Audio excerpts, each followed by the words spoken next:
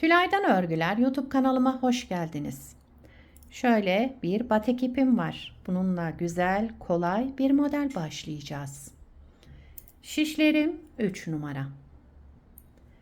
Dilerseniz yapım aşamalarına geçelim. İlmeklerimizi alarak başlayalım.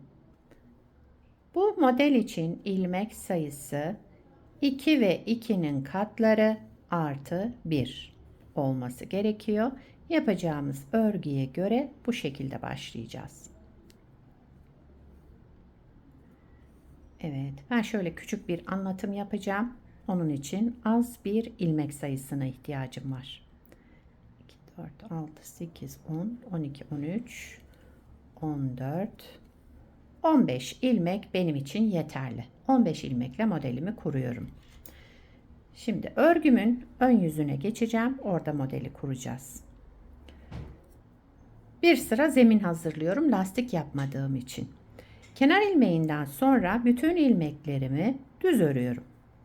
Lastik kullanmadığım için bir sıra düz örerek örgümün ön yüzüne geçeceğim. Orada modelimizi kurmaya başlayabiliriz.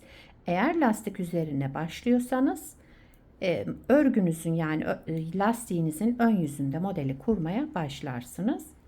Ben şöyle bir sıra zemin oluşturdum. Evet. Şimdi örgümün ön yüzündeyim. Birinci sıra ön yüzündeyim. Hemen modelimizi kuralım.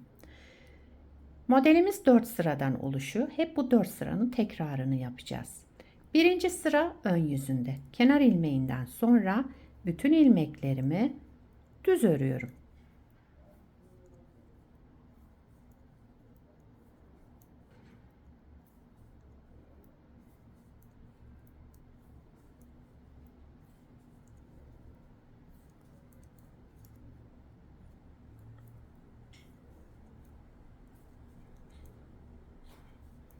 Birinci sırayı düz örerek tamamladım.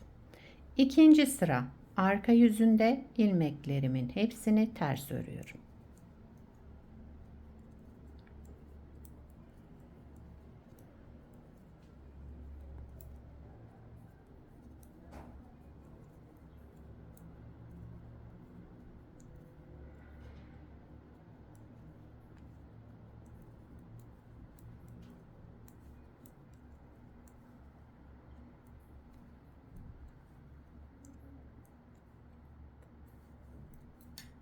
Evet. Üçüncü sıra ön yüzüne geçtim. Burada yapacağım işlem bütün ilmeklerimi düz örüyorum. Birinci sıra ön yüzünde düz, ikinci sıra arka yüzünde ters, üçüncü sıra ön yüzünde tekrar düz örerek 3 sırayı tamamlıyoruz.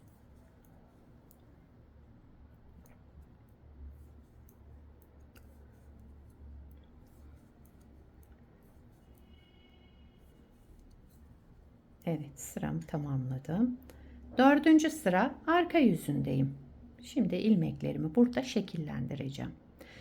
Dördüncü sıra arka yüzünde bir ters bir düz öreceğiz. Ama düzleri ilmeğinden değil bir alttan. Kenar ilmeğinden sonra bir ters ilmek ördüm. Dördüncü sıra arka yüzünde. Kenar ilmeğinden sonra bir ters ilmek. Sıradaki ilmeğimi düz öreceğim. Buradaki şişteki ilmeğimden değil bir alt boşluktan, bakın burada girerek ilmeğimi ördüm. Şöyle. Bir ters ilmek, bir düz ilmek. Düz ilmeği bir alt boşluktan. Bir ters ilmek, bir düz ilmek, bir alt boşluktan. Bir ters, bir düz, bir alt boşluktan örerek dördüncü sıramızı tamamlıyoruz. Yani bir ters bir düz örüyoruz. Sadece düzleri bir alt boşluktan. Modelimiz oldukça kolay. Evet. Bir alt boşluktan düz ilmeğimi ördüm. Sıra sonunda da ters ilmeğimi ördüm. Daha sonra kenar ilmeğimi. Modeli bir kez kurduk. 4 sırayı tamamlayarak model bir kez kurulmuş oldu. Bakın şöyle yavaş yavaş oluştu modelimiz. İsterseniz bir kez daha kuralım hemen. Birinci sıra ön yüzündeyim. Kenar ilmeğinden sonra bütün ilmeklerimi düz örüyorum. Şu şekilde sıramı tamamlıyorum. İlk 3 sırayı ön yüzünde düz, arka yüzünde ters örerek tamamlıyoruz bu modelde. İkinci sıra arka yüzündeyim. İlmeklerimi ters örüyorum.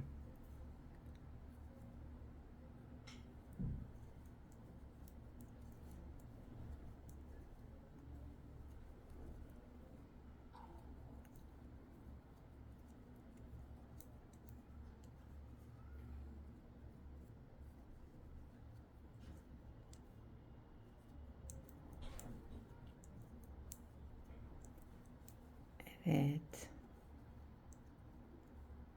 Kenar ilmeğimi ben düz olarak örüyorum.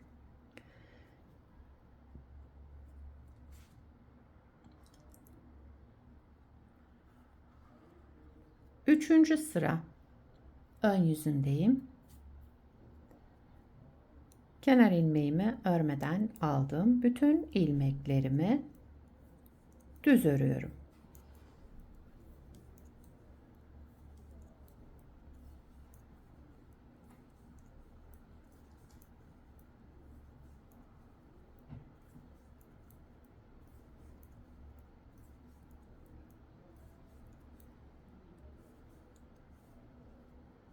Evet, sıramızı tamamladık.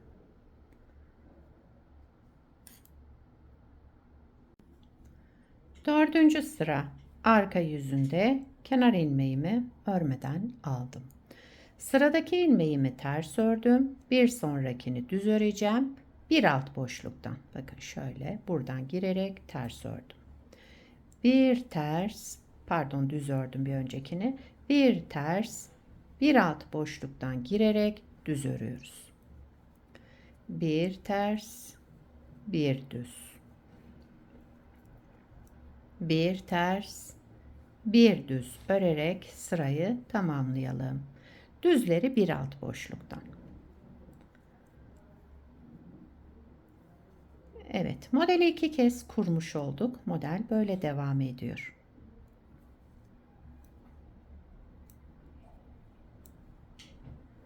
Son ilmeğimi de ters ördüm. Daha sonra kenar ilmeğimi ördüm.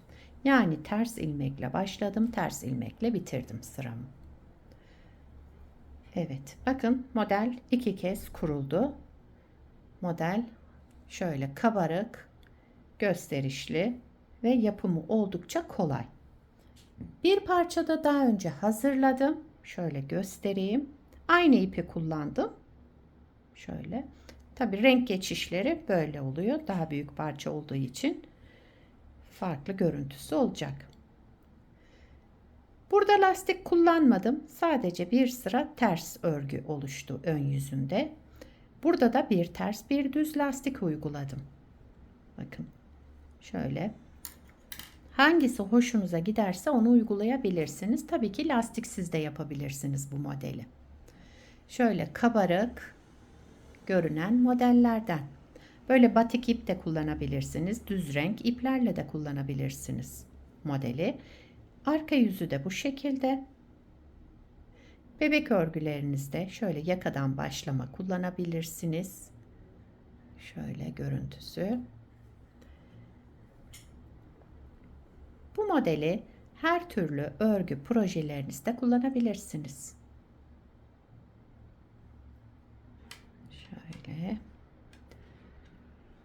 Sizler de nelerde kullanacaksınız bu modeli, onları yorumlarda belirtirseniz sevinirim. Beni buraya kadar izlediyseniz bir beğeni yapmayı, yorum yapmayı, beni desteklemeyi unutmayın. Şimdiden hepinize teşekkürler. Yapacak olanlara kolay gelsin. Bir sonraki videoda görüşmek üzere. Hoşça kalın.